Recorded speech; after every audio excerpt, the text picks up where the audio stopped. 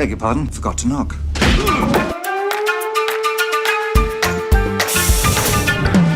Welcome to the CIC, initiating security clearance. My name is Napoleon Solo. Bond. James Bond. Ethan Hunt. Felix Leiter. Ilya Kuryakин. Identity confirmed. Now, pay attention, 007. Welcome to Central Intelligence Cinema, a podcast dedicated to spy movies and secret agent pop culture. Your mission, should you decide to accept it. Remember, nothing ever goes according to plan. Tom, what do you think you're doing? Using the British handgun, sir. You expect me to talk? Yeah, baby! Coming to you from an undisclosed but still socially distant location, it's a Central Intelligence Cinema podcast. I'm Jason Greenberg, and with me, as always, Ben Esslinger. Thank you, Jason, and welcome back to episode 12 of Central Intelligence Cinema. We got another intel report lined up for you, and I'm excited. There's some interesting stuff to talk about. Should we just get into this sucker? Yeah, let's just get right on into it. Looking for a news story? Impress me. Transmitting CIC Intel dossier. They'll print anything these days. Okay, so intel report. Today is the 21st of February. So happy February, and hope everyone had a lovely Valentine's Day. I know you went out, Jason. I did. It's a little bit of the D-bar action. It's this nice little dessert joint out here in the undisclosed location. I had a grilled cheese sandwich and a bowl of tomato soup, which cost me $16, which may seem ridiculous, but it was Valentine's Day. It was very tasty, and the dessert that I had afterward, which really was the whole reason I went, was phenomenal. So I was happy. The wife was happy. Everyone was very, very happy. It was a good day. Very nice. Very nice. We kept it at home, but my better half made this very delicious risotto, and I grilled steaks to go with it. And turned out pretty well. I was going to watch. So recently I ordered, there is a Bond cover band. They're like a jazz band. They're a full ensemble. They've got, different percussion players and they've got a trumpet guy, they've got a guitar, they've got a saxophone, they've got the whole shebang, but they're called Cue the Music. And they recently put on a really cool show on YouTube of a performance of theirs where they covered a bunch of different Bond theme songs and stuff like that in a very jazzy sort of way. And I was so blown away by it. I liked it so much that I ordered in video form, and we were going to watch that, but then I couldn't get the screen sharing to work on my TV. So that was kind of a bummer, but so now I'm just waiting for the Blu-rays to arrive because apparently I'm tech deficient in that respect. Well, that's not good. But I highly recommend if you're into that sort of thing, Cue the Music. Really cool band. Is the Bond thing their shtick, or is it just something they did for this particular show? No, it's what they do year round. They actually performed at Piz Gloria when they did I forget what the anniversary of it was for On Her Majesty's Secret Service, the one that George Lazenby was actually at. Really? And so they performed at that. They perform all over the place. But yeah, really, really cool band. They do a lot of like kind of bossa nova type numbers. Nice. Like a lot of the versions are kind of bossa nova-y, and it's kind of fun. So kind of Las Vegas lounge lizard-y is what you're saying? Yes. Yeah. So let me ask you, is it letter Q the music then? Yes, it's the letter Q. It's the letter Q and then the music. So. Okay, that's what I was trying to get to. I'm like, well, that doesn't really sound like a very Bond name, but but perhaps the letter Q. Yes, I should have clarified. I think it was pretty obvious to most people, considering it just popped into my head. James Bond, letter Q. Okay, clever, very clever.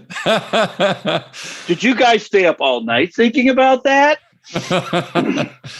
What else is going on? I did want to bring this up before we get into the official stuff.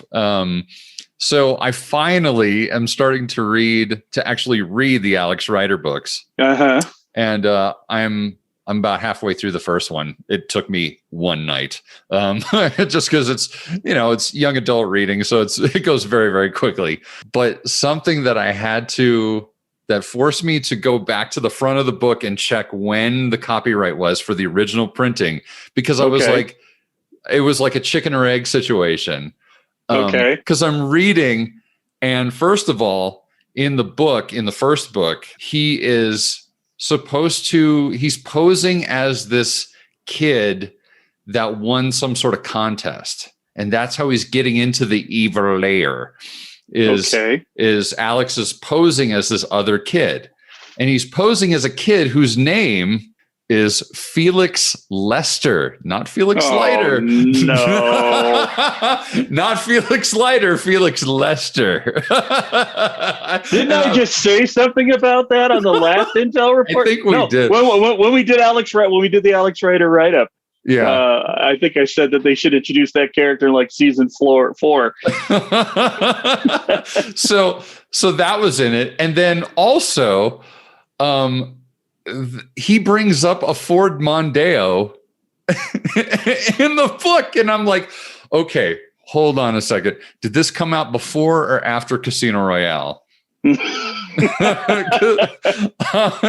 I'm like, okay, it came out in 2000, so it does predate the 2006 Casino Royale. So the Ford Mondeo was just happenstance.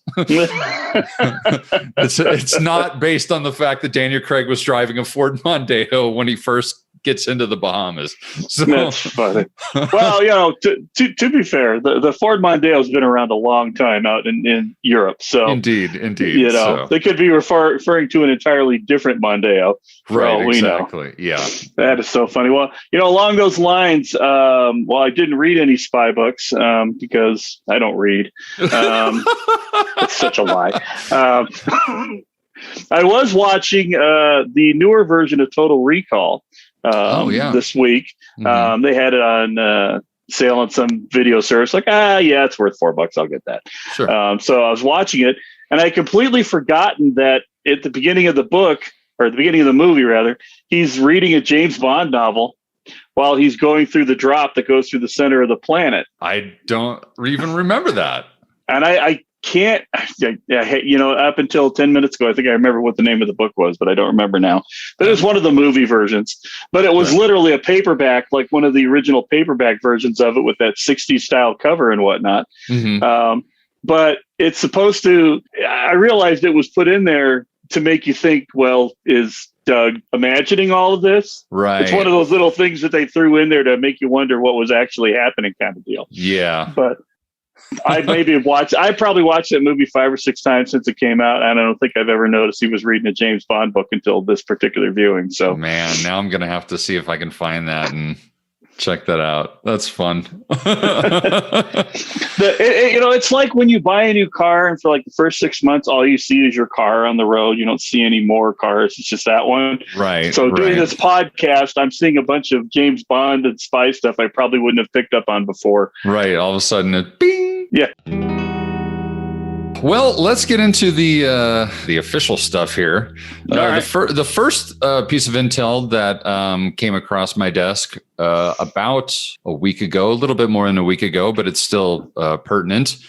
On the 11th of this month, Disney held their first quarter financials and earning results webcast. And they were asked during that whole thing, they were asked about Black Widow as far as releasing it. And they were quoted as saying, "We are still intending Black Widow to be a theatrical release. We will be watching the reopening of theaters and sentiment about consumers returning to theaters, and we will adapt accordingly. But for now, we are intending for it to be a theatrical release."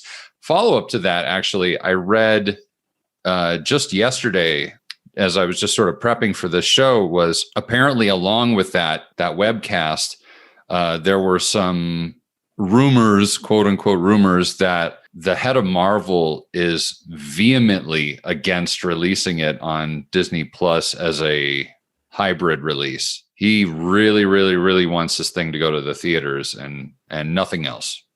but well, we'll see. He's the boss, I guess. But That's true. Also, though, it's good to want things.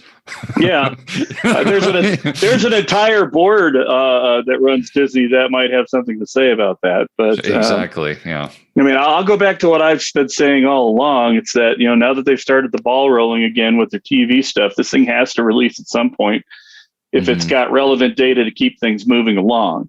And so I think we're going to get. I mean, May is just around the corner, almost literally. It's 2 months away. It's crazy to me. Right. And I think they were still intending to release Black Widow somewhere towards the middle of May when it came out. And so, even if they push it out to Labor Day weekend, which they could, or to Memorial Day weekend, which they could, to try and capitalize on that, you're still only 2 months away. They still haven't got all the shots out to people. You're still not going to get people going into theaters. And at some point, they have to say, well, do we release this, keep the narrative going, or do we take the opportunity to hold out even longer and maybe edit some of the TV stuff so it doesn't have relevant things? And I feel like Kevin Feige, who I know, he may run this Marvel universe, but he doesn't run the Disney universe. But considering his bat is the one that's hitting all the home runs these days, I imagine Feige come in and go, I don't think that's a good idea. I think we should just do it my way. Yeah. And it's funny because they say we're intending to release it in theaters. By yourself? Nobody said that. Yeah, there's a whole lot of other people involved. Right. But I mean that, are they going to just do it in the theater? They don't say they're just going to release in the theaters at all. They could release it in the theaters and on Disney Plus. Right. Exactly. Which they probably, I still think that's what they're going to end up doing. I think we're going to get to May. They're going to run it on for 30 days. I'm curious. What I'm curious to see is if they're going to charge you for it like they did with Mulan. Yeah, I gotta think they're going to. I mean, maybe not the 30. Maybe they realize that the 30 that's a tough number for a lot of people because a lot of people don't sort of recognize that that's actually a deal, considering that you're not paying for popcorn, you're not paying for soda, you're not, that's for anybody in your household that's watching that all at the same time for 30 days. Right. For 30 days. So you get to watch it more than once. So it's actually a great deal. It's just people can't seem to wrap their head around that figure. Right. So maybe I wonder if they do try and keep it in the theaters longer. And when they do finally release it, it's still a premium, but it's not 30. It's maybe like half that or $19.99 or something like that. I don't know. Yeah. I mean, I could see that. I just think that I think from their standpoint, if they do it for less than 30, all the people that paid $30 for Mulan are going to start complaining. Oh, they're going to lose their minds. Right?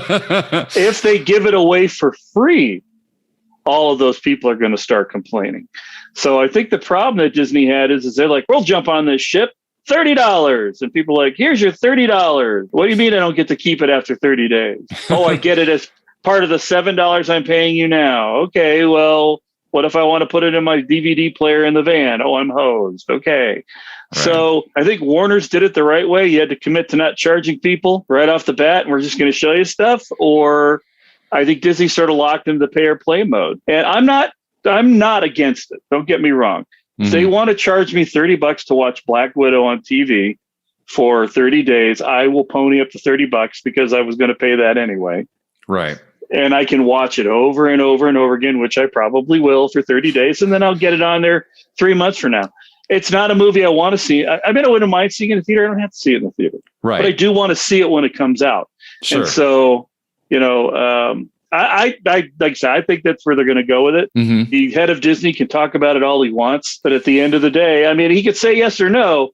But the board could say, oh, well, maybe you don't want your job anymore, Mr. Head of Disney. Yeah. It'll be interesting to see how it goes because I think everybody's I think Black Widow hasn't necessarily become the tenet for 2021.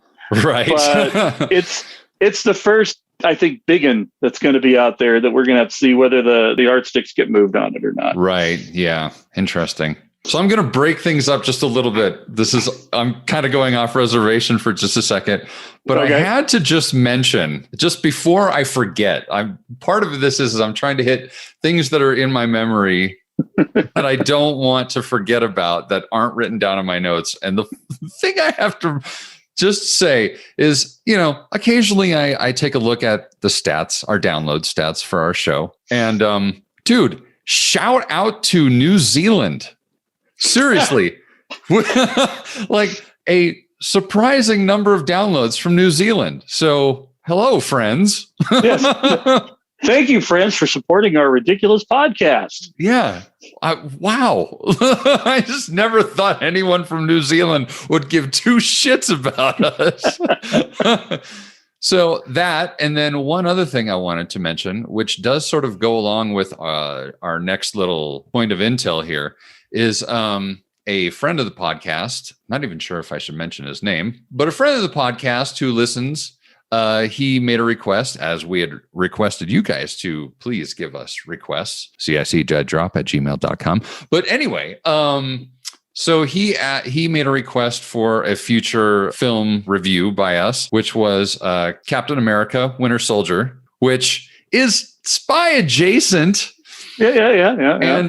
And I know that there's a certain co-host of mine that might be slightly chomping at the bit to review something like that. Who could that possibly be? I have no idea. So we are definitely taking it under consideration. We've got we do have some meat and potatoes we have to eat first. We have to eat our vegetables and get all our nutrition in before we decide to have a candy bar. We need to get in our broccoli first. Oh, wink, wink, nudge, nudge. But transitioning, speaking of Captain America: Winter Soldier, a new movie which, for whatever reason, only just recently came up on my radar. This thing has been talked about since last year already, but I didn't find out about it until just now. It's called The Gray Man. It sounds amazing. It's starring Ryan Gosling, Ana de Armas, and Chris Evans. And it's directed by the Marvel directors super team, the Russo brothers, who did Captain America: Winter Soldier. And Gosling will play the book's protagonist, an ex-CIA agent named Court Gentry. And Evans plays a bad guy who is a former coworker hunting him down. So we get a Chris Evans bad guy. So that's fun. I'm digging that idea a lot. I'm digging that too. I feel like he could do menacing, and he just hasn't been allowed to let his menacing chops out. Oh, well, I think about Knives Out and how good he is as just sort of this smart ass prick that, just doesn't, So I'm really excited to see him as a bad guy. Joe Russo was recently on a different podcast called Lights, Camera, Barstool and gave some really colorful quotes, one of which stood out to me, which was, quote, "Bond is another franchise we grew up on, and this is our opportunity to play in the spy sandbox." So that sounds very, very encouraging to me.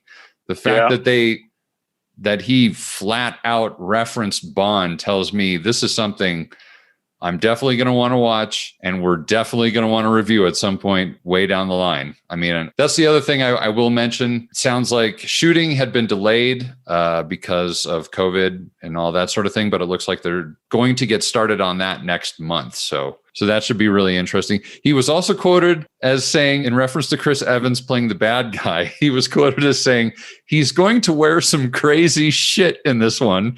He's a really unique character, and this is Evans as a villain. So it's a really interesting character. I think he's going to get to flex quite a bit in this role. So that's very encouraging as well. Yeah, I'm hoping there's scars and I don't know, an eye patch or a goatee, or make him look less pretty. Yeah, exactly. I want to see an uglier Chris Evans. Yes, a little more grimy, grizzled and war torn. Exactly, that sort of thing. Make him a Cossack. I mean, hell there with you it. go. Just why not? Give him an eye injury with a white eye. It's all clouded over. Turn him into a true Bond villain. That's what I want to see. Hey, it's interesting to note though that this film is actually coming out on Netflix, which is actually great because now we don't have to worry about whether it's going to release anywhere else. Exactly. Unless they're going to put it in that whole new Netflix pictures thing that they're starting, where they're going to start doing Netflix movie releases in theaters at some point. Oh, I did not know about that. Yeah. They're producing films that will inevitably go into theaters like everybody else, just like a regular movie production company. They'll just automatically get the rights for it, when they want to stream it. So I haven't really read a whole lot about that. I've just seen. I'm trying to remember what the movie was that I saw that they were doing that with, or had intended to do it with. Maybe it was this one. I don't know. Well, I mean, it would make sense for this one because the other thing I was going to get to was that the budget for this movie is huge. It's 200. Yeah. It's over 200 million. That's almost Bond level. That's almost Bond level budget there. Actually, it is Bond level budget. It's just it's just without having to pay Daniel Craig like a ridiculous sum of money or pretty much. I mean, you have to wonder how much of that was going into Gosling and Evans being in the picture in the first place. For sure. But if I recall correctly, also, so I'm like an 11th grader in high school. I'm citing a lot of things without actually citing where I got them from. I do that all the time on this show. That's what we do. It's intelligence, people. We can't blow our sources. But gosh, what was I? I was getting so clever, I forgot what I was going to say. It doesn't matter. Nothing I say really matters. Anyway, it's all right. Let's just move on. It'll come back to me as soon as we're done, and I'll holler it out at the end. Excellent. Well, the final bit of news. We can't get through without any episode of the CIC without a little bit of Bond, James Bond. Shout out to Chris Wright there. I was really just emulating Chris Wright from JBR. But yes, we are going to talk some Bond. Huge hashtag went immensely viral over the past 2 weeks on the Instagrams and the Twitters and all that sort of thing. Mark O'Connell, the author of Catching Bullets, Memoirs of a Bond Fan. He also has another book called, I believe it's called Catching Skies. And it's about 80s movies and stuff like that. He's a really interesting guy. His grandfather was the personal driver for Cubby Broccoli. And that's sort of his connection to the Bond world, his initial connection to the Bond world. And he's still very connected. He's friendly with Barbara and, that whole thing. So, but he was given a little job by Yahoo Movie News or whatever to do this thing. It's the hashtag was Top 5 Bonds. And it was this Instagram challenge that had people making a handwritten top 5 list of their favorite Bond films. And initially the challenge was sent out to quote unquote Bond alumni and, well, not really quote unquote alumni, actual alumni. And then, but quote unquote scholars. Whenever I hear the term Bond scholars, my eye begins to twitch a little bit and I begin to, I mean, what's a scholar? If I think of who a Bond scholar is, it's probably not who official Bond scholars think of. Yes, if you would please open up your textbook, The Spy Who Loved Me and Loved Me Again, to page 125. We'll look at the ramifications of 007's trysts across the decades. Now, that being said, there are actually some actual Bond scholars out there. I mean, if you think of Lisa Funnell, Dr. Lisa Funnell, she's out there doing her thing with Bond and women's studies and things like that. But there's a lot of the quote unquote scholars don't seem so scholarly to me. That's just that's like saying I'm a comic book. I could have the potential to be a comic book scholar, which I would never call myself because that's just plain ridiculous. Yeah.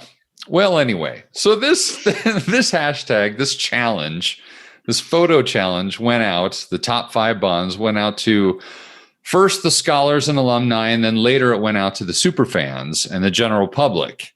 So on the scholars top 5 list, the way that it was compiled after, I want to say it was maybe like I didn't look up how many people were on the scholars list. I want to say about 25 to 50. I can't remember exactly, but scholars list goes as such. Number 1, On Her Majesty's Secret Service. Number 2, Goldfinger, coming soon to a CIC podcast. Number 3, Casino Royale, the 2006 version, just to be sure. Not the Niven version. Number 4, From Russia with Love. And number 5, The Spy Who Loved Me. So what do you think about that list? What's your thoughts? I'm wondering what the motivation for the scholars was to put On Her Majesty's Secret Service at the top. Well, not that I think it's a bad movie. Right. I'm curious that there were enough of them that in an aggregate it made it to the top. I'm curious what it is about that film, because as we go down the remaining lists that we're looking at, it's not at the top of any of those. Right. Well, I do think that a lot of people see that one as, I mean, here's my thing. Here's my thought on Her Majesty's Secret Service is it is a fantastically well written and shot and scored and produced movie and Bond movie. It's fantastic in that respect. And I don't mind George Lazenby, but George Lazenby is no Sean Connery. Well, and that is the reason, for at least for me, this is just my amateur opinion, the reason why On Her Majesty's Secret Service does not make it to the top of my lists is because Lazenby, while acceptable as Bond and isn't bad, he's no Sean Connery. And given the time frame that movie was made in, sort of sandwiched in between two Connerys, and while it is a great Bond movie, to be fair, On Her Majesty's Secret Service probably would have been around 7 on my list, right around number 7 or 8. It would have been, it was close, but it's not in my top 5.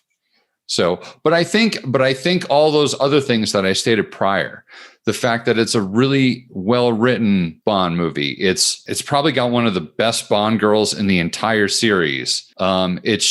The whole skiing thing was so new and so original back then when they first did it. The score is utterly perfect for me. So there are a lot of great things about it. I just don't know if I would. I have a hard time. Goldfinger makes sense, Sure. As Goldfinger would make sense as number 1 according to scholars, right? And I mean, don't get me started about scholars versus the general public. Anyway, right. Well, I would have to wonder if that a lot of that reason is because the writing and everything. It kind of makes. Well, it also has my favorite Blofeld. I just wanted to add in there too. Fair enough. I think, we may have touched on this a few times in other podcasts, but I think it's one of the few movies that portrays James Bond as a human being. Yes, for sure. With a past and actual emotions and feelings. Casino Royale probably being the other one that does pretty much the same thing in the same capacity, really. Yeah. And so I wonder if they ranked it on top of that list, because when you compare it even with all of the Connerys, all of the Roger Moores, everybody, it's the one that made James Bond an actual human character being in a movie with real. Otherwise, he's just hello, and I'm going to kill you and say something smarmy when I do it. Because that's what the character created. Now, there's a ton of movies that do it now based off of that. But at the end of the day, Sean Connery's James Bond was, I'm clever. No. Yeah. Which does not mean that if you put Connery in this role, he wouldn't have absolutely killed it, right? He would have smashed it. Right. But his Bond, which everybody uses as the prototype Bond, wasn't that character. And the movie only, I think in my mind, it only stands out to me because you gave two shits about Bond, other than I want him to get through the mission to see more things blow up. Right. I mean, all the other ones on that list sort of make sense to me. Agreed. I still, I'm just going to go down the list and then we can talk about our own personal lists and sort of give our reasons why. So then they they put together both the scholars and the super fans, quote unquote super fans. And I wasn't quite sure who this all encompasses. It is about 2,200 people approximately, but the article came out about a week before I did. I posted one on behalf of the CIC. So I don't know who these people are that make up the 2,200 people, but it's definitely a larger group. And I do think it's more reflective of the public at large. Maybe not even the public at large, but just fans of spy movies or James Bond at large. I would agree. So number one is GoldenEye, which is I'm really... sorry.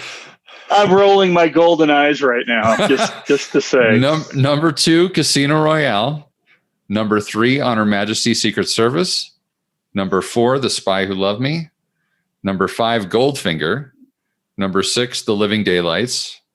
I feel redeemed. Number seven, From Russia with Love. Number eight, Skyfall. Number nine, License to Kill, which is a head scratcher for me. And number 10, Live and Let Die. And then just because I had to put it there, just because see, a lot of people in the Bond world, they all, whenever people start talking about what's the stinker in the group, they all go to Die Another Day. And I understand all the criticisms against Die Another Day, but let me tell you something. Spectre is harder to watch. And it was number 25 on the list. The prosecution rests, Your Honor. I have such a hard time watching that movie. That movie has the worst car chase I've ever fucking seen. I'm sorry. That car chase is the most boring jaunt through Rome. I'm just like, no, it just doesn't.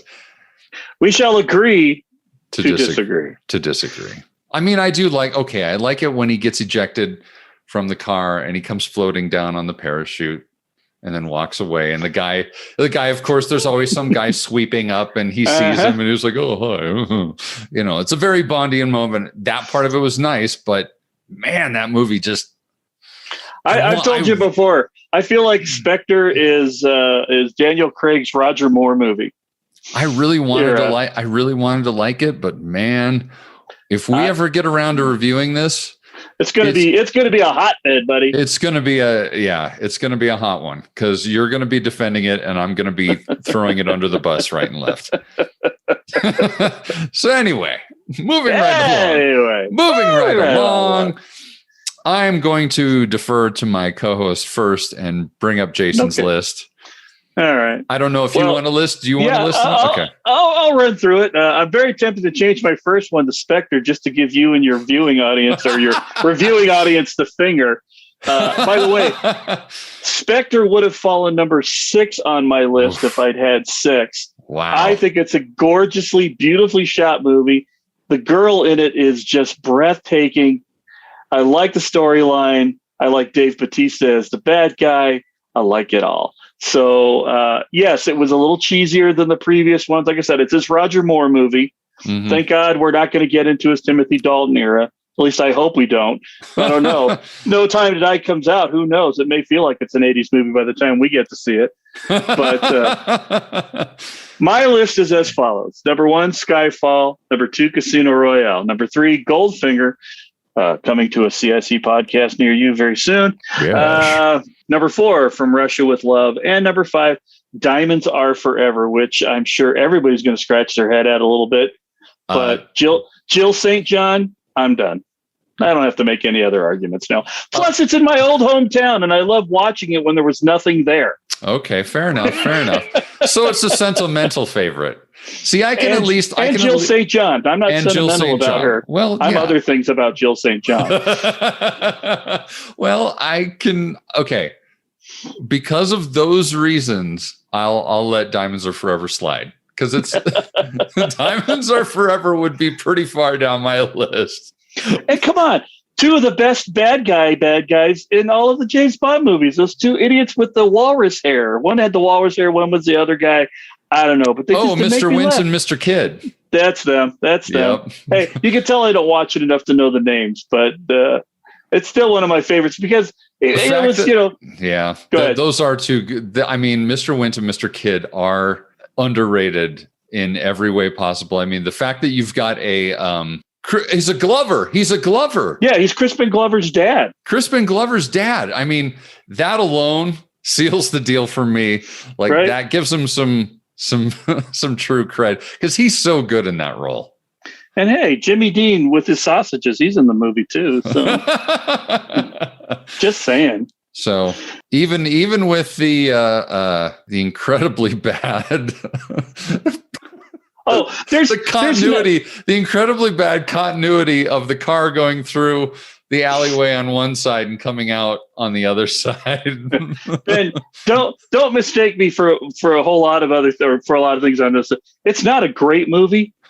It's just one of your favorites. Yeah, it's not a great movie. It's not even a great Bond movie, right? It just has a lot of elements in it that have stuck in my head forever. Probably, I mean, if they filmed this thing in Los Angeles, I probably could give two shits about it. But because it was in Las Vegas, right, and that's my hometown, there's that nostalgia piece. It's like when I watch Vegas with Robert Urich in it. You know, it's just like, hey, that building's not there anymore. One man's treasure, man.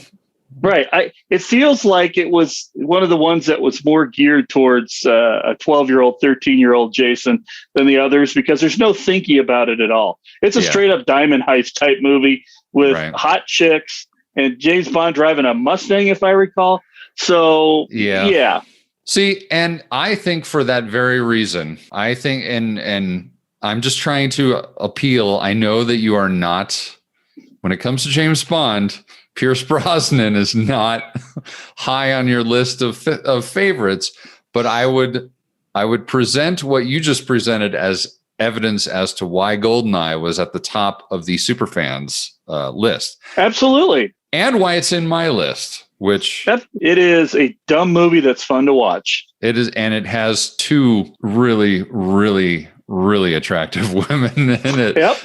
And it's got an excellent bad guy. I mean, yeah, I mean, it's got everything you need to make a good movie with. So I'll just get into my list real quick. Number 1, Casino Royale, 2006. Number 2, From Russia with Love. I felt like when it came to the Connerys, I just liked the slightly more gritty From Russia with Love, even though admittedly Goldfinger has a better pre-title sequence. I will admit Goldfinger has by far a better pre-title than From Russia with Love. But everything else about From Russia with Love is why I put that one as my Connery top 5 thing. Number 3, The Spy Who Loved Me. And that one for me is probably my sentimental favorite because I watched that so much growing up. Roger Moore was my first Bond. So and I absolutely love him in that movie. Barbara Bach is sensational. Barbara Bach. Yeah, exactly. And Jaws is in it. Yeah. I mean, third best, as far as I'm concerned, third best Bond theme song of all time. There you go. Exactly. And then number 4, GoldenEye, which I'm sure Jason is just shaking his head. And he's probably shaking his head at my number 5 as well, The Living Daylights, because I do love myself some Timothy Dalton. Which, speaking of The Living Daylights, I am making a project out of trying to recover the lost data tapes of our Living Daylights review. For those who have just recently joined us, we were actually going to review The Living Daylights a long time ago. And in fact, we did. It was back in, I believe, I want to say May. It was either March or May. It was an M month. I think it was May.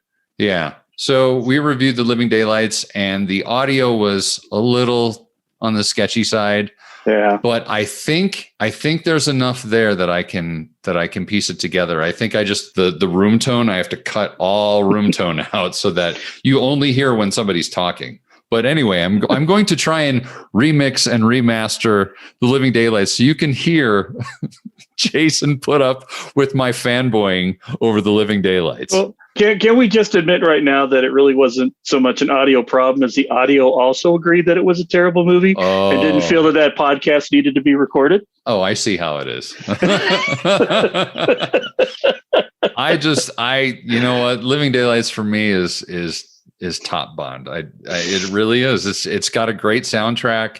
That's another thing for me, which probably makes sense with my list, is I tend to rate things that have a good soundtrack or score. It's going to be higher up on my list. I'm really highly affected by that. That's another reason why I didn't like Spectre very much. Why I wanted to. I will agree with you on that. The soundtrack in Spectre is not great. No, it's very uninspired. It's basically rehashing a lot of what was in Skyfall, and not very well either. So, but I will say the GoldenEye thing. I think the GoldenEye thing is very much a generational thing. And I think that's why that's now trending so high, is because people in that people in that age range. I mean, GoldenEye came out when I was, for me, and I would actually consider myself probably a slightly older Bond fan than the median age of Bond fans at this point. GoldenEye for me came out, I believe, 95. Okay, so it came out in 95. So I was actually already 3 years into college. So that makes sense. That GoldenEye hits for me. You know, I was of that age of where I was doing a lot of movie watching because I was still in college, just kind of screwing around. Not doing very well in college, I might add, at that point. And a lot of people, I think that, like I said before, I think the median age of Bond fans right now is slightly younger than me. So that would make sense. Maybe not too much younger than I was going me. to say, I would say that the median age of people that like James Bond and talk about it on the internet puts them square in this era. That's a good point as well. The tech savvy Bond fan. Yes. Who would actually be participating in an Instagram challenge. Right. So that's kind of, because that's their generation, right? You know, my introduction into Bond, the first time I didn't see it on TV was Moonraker. And the only reason I went to go see that was because spaceships and lasers, pew, pew, pew, pew, right? So I would have to say that my introductory movie, the one that sticks with me, is For Your Eyes Only, because not only did I see that in the theater, I saw it over and over again on cable. And, so that one really kind of introduced me to all of that sort of thing, which, let's face it, the very last few Roger Moore movies were not the best introduction into James Bond. I thought For Your Eyes Only was pretty decent, though. For what it is, it's pretty solid. But compared to Moonraker and then compared to Octopussy, I mean, View to a Kill. Don't you dare talk about Octopussy, sir. Oh, I'm talking about Octopussy, sir. That's the first one I saw in the theater. And I was never so giddy as when I went to London a few years ago and I went to the Bond in Motion exhibit. When I saw that plane from the pre-title sequence of Octopussy, I've never been happier in my whole friggin' life. Well, we all got to have our things, man. I guess right. If I saw sentimental favorites. Absolutely. I guess if I saw Lotus explode when somebody tried to break into it, I'd probably be giddy too. So,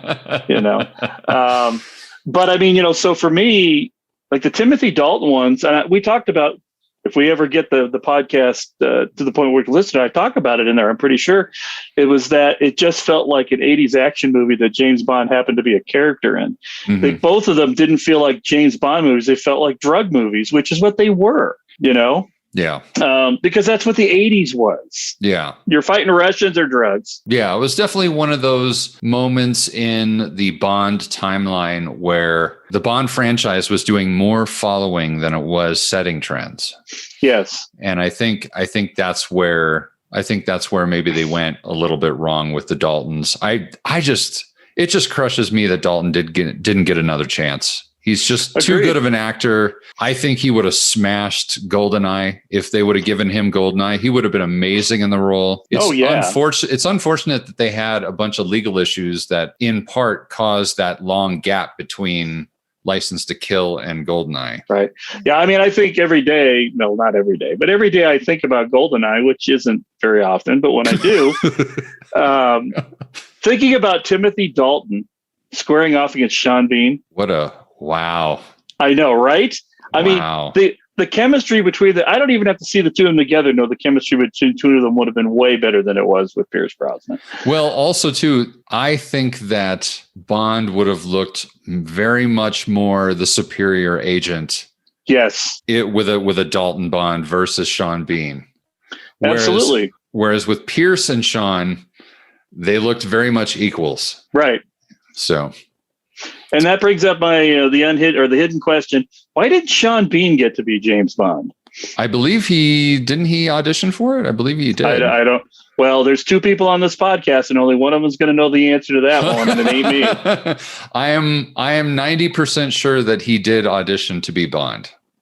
So somebody didn't like a Daniel Craig Bond back in the 90s, apparently, because you imagine that? He would have just been that dead-eyed assassin, crazy Bond killer guy that we had to wait until 2006 to get. Yeah. He would have been incredible as a younger Bond. Right? Craig would have been something else if they would have nabbed him like 10 years earlier. Oh my goodness. Yeah, that would actually be great, watching him actually chart going from being a younger Bond to an older Bond rather than sort of skating around it in 2006. But I really hope, for all my love for Bond movies and everything else, Dan Jack, please get your shit together, man. Like, seriously. Like, I think the fans are just aching for a new person to be brought in as Bond, who's young, who can crank out several of them, get back to that 2 to 3 year gap. I understand that 2 years is too tight these days to like go from one movie to the next movie. But like, if you can do every 3 and to get a succession from one actor, it would be something else. Yeah. And I think they would make a killing. And I don't know. Well, I'm ready for them to start remaking the 60s and 70s movies with a new mindset at it. I like original material, but I feel like you could take the existing stuff and really modify it for they did it with Casino Royale, they did it with Quantum of Solace, right?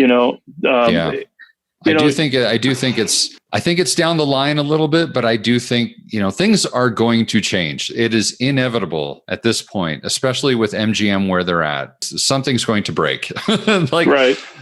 Whether it's just MGM being sold or whether it's the entire Bond franchise being acquired by one of these big, by a Disney or by an Apple or by an Amazon or whoever, I think things are going to change sooner than later. I have a hard time believing that things are going to stay the same with Bond. I think it's too it's too valuable of a franchise to just let wither away. It would be, and it would just be tragic. It would, but it's funny. Getting back to my point about redoing the stuff, the Bond franchise has been very resistant to rehashing, considering that it's been the trend in Hollywood for the last 20 years to take old ideas and just re-release them into the wild as new idea. And I feel like what you were saying is true. If the franchise gets picked up by a big player, they're probably going to jump in and immediately reinvest in redoing everything because it's existing material. You have to hire writers to modernize, but you don't have to write a completely new spec script on with all new ideas and whatever else. But I know there are a lot of reboot haters out there, and even I have my moments. Like if somebody decided, "Oh, they're making it Back to the Future," what? Jason, where are you going? See ya. Right. There's some movies that don't need to be remade. Right. For any reason. But I'll jump on the sci-fi wagon. I know a lot of people who hated the Star Trek reboot. Yeah. And I loved it. Yeah. I mean, that second one wasn't that great, but that was just because they really, really rebooted and it just was nuts. But the first one and the third one, I loved them.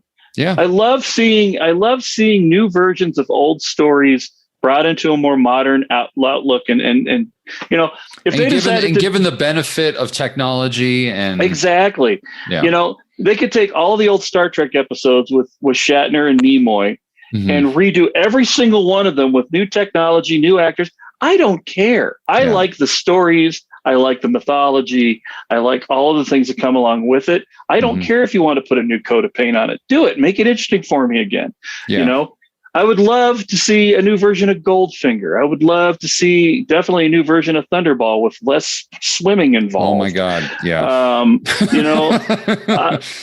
Live and Let Die would be fantastic to do now. Right. Yes. Yes. You could make it a little bit more culturally, more progressive. You could bring it up to date in that respect. And just, you could really shine a better light, I think, on like that town and just everything. Imagine Moonraker on Mars. James Bond goes to Mars. Well, here's my thing is I would like to see a version of Moonraker that's closer to the book. Okay. Because the book version is way better.